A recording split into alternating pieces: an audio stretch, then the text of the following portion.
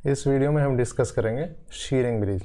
Shearing bridge का circuit diagram पहले बनाएंगे और उसकी अलग अलग ब्रांचेज के इम्पीडेंसेस को लिखेंगे।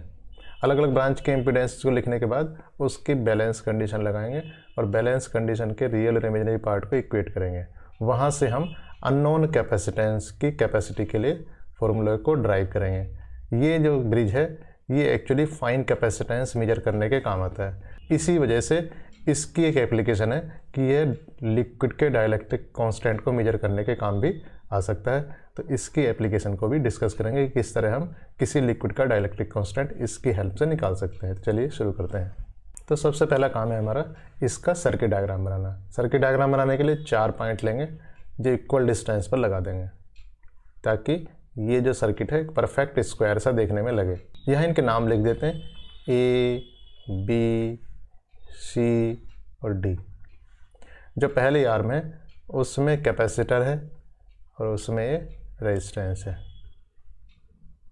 दूसरी आर्म में सिर्फ रेजिस्टेंस है और यहाँ इसमें रेजिस्टेंस है और उसके पैरेलल में एक कैपेसिटर है।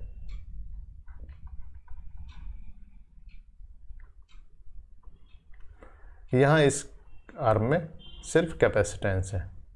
तो यहाँ देखिए ये जो डायगोनल है इस डायगोनल में AC लगा देंगे। AC लगाने के बाद की लगा देंगे, K1 कह दिया, और यहाँ इसे दोबारा से थोड़ा सा बना देते हैं।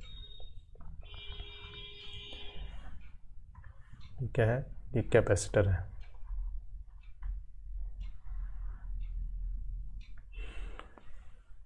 दूसरा जो डायगोनल है उसमें डिटेक्टर लगा देते हैं जिसका इम्पीडेंस ZD है और इसमें फिर एक की लगा देते हैं। तो यहाँ C1 है कैपेसिटर, ये R1 है, ये R2 है, ये कैपेसिटर थर्ड ब्रांच में C3 है और इस कैपेसिटेंस की वैल्यू C4, ये है R4। तो इस तरीके से ये R1, R2, R4 तीन रेजिस्टेंस है और इसमें C1, C3, C4 तीन कैपेसिटेंस है। इसमें ये जो कैपेसिटर है C1 ये अननोन है, मतलब इसकी वैल्यू आपको निकालनी है। यहाँ पर हम एक ये कह सकते हैं कि ये जो C1 R1 है ये R1 एक्चुअली इसका ही लीकेज रेजिस्टेंस है। तो हम कह सकते हैं कि R1 यहाँ पर क्या है, ये R1 को हम क्या मान सकते हैं, लीकेज रेजिस्टेंस मान सकते हैं। तो इन सारी ब्रांच के इम्पीडेंस से लिखते हैं। तो हम लिखते हैं इम्पीडेंस ऑफ AB ब्रांच में जो इम्पीडेंस है रेजिस्टेंस R1, कैपेसिटेंस C1, ये सीरीज में लगे हुए हैं। तो इसका मतलब Z1 will be equal to R1 plus इसका होता है 1/j⍵C1। इम्पीडेंस दूसरे का लिखें, इम्पीडेंस ऑफ BC कितना हो जाएगा, Z2 will be equal to R2। Impedance of AD कितना हो जाएगा थर्ड ब्रांच का, ये Z3 कितना है, ये 1/j⍵C3 है। इसी तरीके से इम्पीडेंस ऑफ CD कितना हो जाएगा, ये पैरेलल में है तो ये हो जाएगा 1/Z4 equal to 1/R4 plus 1/1/j⍵C4। ये 1/1 है तो ये ऊपर आ जाएगा, या कह सकता हूँ इसे यहीं लिख सकता हूँ, ये हो जाएगा 1/R4 प्लस j⍵C4। और Z4 कितना हो जाएगा, Z4 हो जाएगा इसका अपॉन, मतलब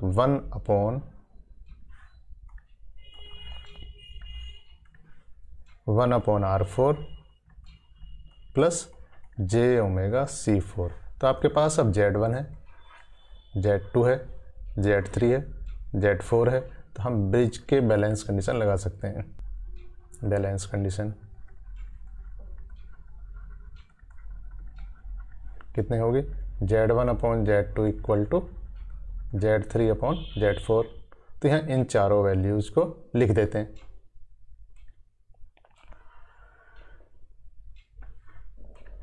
तो Z1 कितना था, Z1 था R1 प्लस 1/j⍵C1। Z2 कितना था, Z2 था R2 और Z3 कितना था, Z3 था 1/j⍵C3 और Z4 कितना था, Z4 था 1/R4 प्लस j⍵C4। इसको सिंप्लीफाई करते हैं, इसको यहाँ इसके अपॉन कर देते हैं तो ये हो जाता है R1/R2 प्लस 1/j⍵C1R2। इसे भी 1/, ये भी 1/ है तो इसे दोबारा से लिखते हैं। इसका मतलब ये ऊपर चला जाएगा, ये नीचे आ जाएगा, तो ये हो जाएगा कितना 1/R4 प्लस j⍵C4 और नीचे कितना आ जाएगा j⍵C3।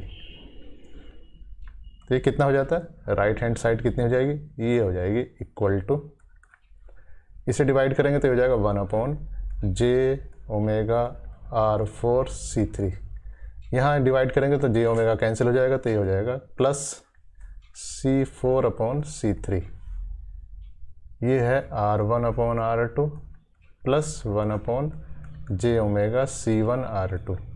इसे j को सीधा लिख लेते हैं, मतलब नीचे जो j आ रहा है ऊपर जाने के बाद -j कह सकते हैं क्योंकि √-1 है।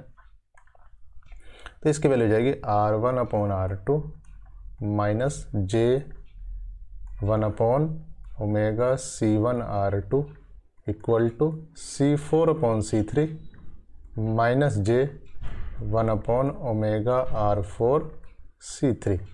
अब देखिए इसमें रियल पार्ट है, इमेजनरी पार्ट है, इसमें भी रियल पार्ट है, इमेजनरी पार्ट है, दो कॉम्प्लेक्स क्वांटिटी हैं, उनको इक्वेट करना है तो रियल पार्ट को सेपरेट इक्वेट करना पड़ेगा और इमेजनरी पार्ट को सेपरेट इक्वेट करना पड़ेगा। तो इक्वेटिंग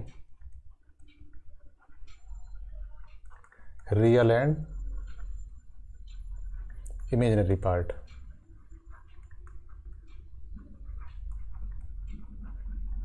रियल पार्ट और इमेजनरी पार्ट को इक्वेट करेंगे तो आ जाएगा R1/R2 equal to C4/C3। Imaginary part को इक्वेट करेंगे तो कितना आ जाएगा, तो आ जाएगा 1/ω⍵C1R2 equal to 1/ω⍵R4C3। Omega से ओमेगा कैंसिल हो जाएगा। इसका मतलब C1 की वैल्यू आ जाएगी कितनी, R4C3/R2। तो हमारे पास दो बैलेंस कंडीशन आई हैं। तो इन बैलेंस कंडीशन को ऑब्टेन करने के लिए जो सर्किट पैरामीटर है उन्हें चेंज करके या वेरी करने के बाद इन डिटेक्टर में करंट को मिनिमम करते हैं। तो इसमें पहली वाली जो कंडीशन है इसमें C4 को वेरी करेंगे, कब तक, जब तक डिटेक्टर में करंट क्या हो, डिटेक्टर करंट को मिनिमम कर देंगे। और जब ये कंडीशन सेटिस्फाई होगी तो ये बैलेंस कंडीशन आ जाएगी। इसके बाद R4 को वेरी करेंगे इसमें, कब तक, जब तक डिटेक्टर में करंट क्या होगी, मिनिमम हो जाएगी। तो यहाँ देखिए ये दोनों जो कंडीशन है ये इंडिपेंडेंट है, तो ये दोनों कंडीशन चूंकि इंडिपेंडेंट है तो ये बैलेंस कंडीशन इसमें ऑब्टेन करना आसान है। इसी वजह से इस ब्रिज में फुल बैलेंस कंडीशन ऑब्टेन कर सकते हैं। तो आप कह सकते हैं कि इसमें full balance condition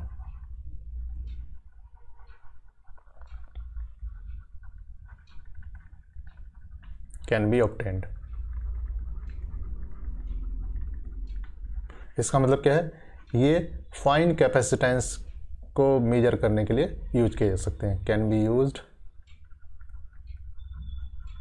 to measure fine capacitance.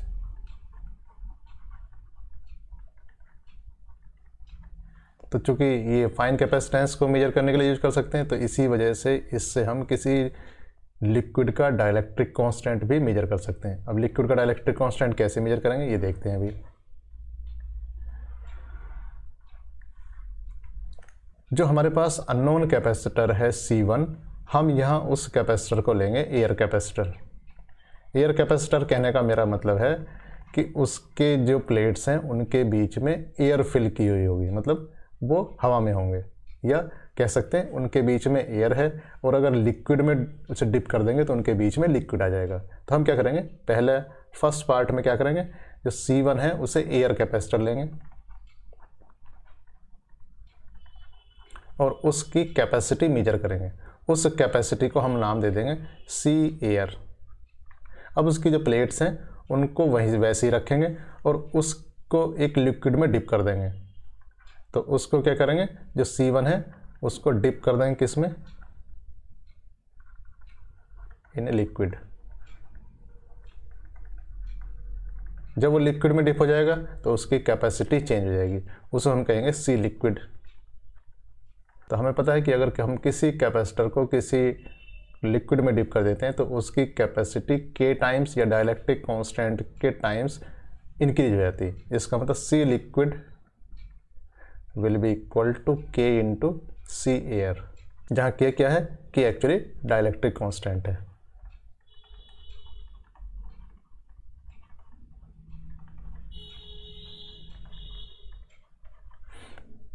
तो ये कितना हो जाएगा, इसका मतलब K की वैल्यू यहाँ से कैलकुलेट कर सकते हैं आप। तो K की वैल्यू आई कितनी, C लिक्विड